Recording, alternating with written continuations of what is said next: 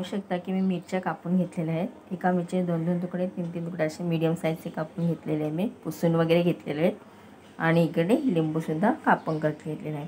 एका लिंबूचे 4-4 piece 5-5 piece असं कापून घेतलेलं आहे, मीडियम साईजचे केलेले आहे। आणि हो, कधी मिरची वगैरे तुम्ही वापरत असाल ना तर धुवून पुसून घ्या, कारण की त्याला पाणी नाही लागलं पाहिजे म्हणून। ठीक आहे, आता ह्या लिंबूमध्ये ना मी ही मिरच्या कापलेल्या आहेत त्या आपण मिक्स करून घेऊया। लिंबू आणि मिरची एकत्र ठेवलेले आहेत आणि आता याच्यामध्ये ना मी हळद,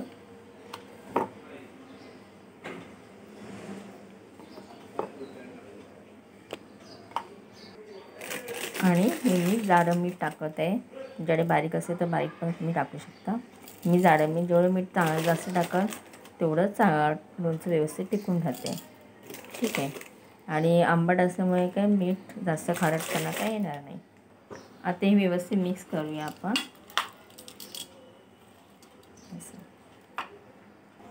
आता हे जे आहे मिरची आणि लोणचं, हळद, मीठ हे व्यवस्थित मी मिक्स करून घेतलेलं आहे।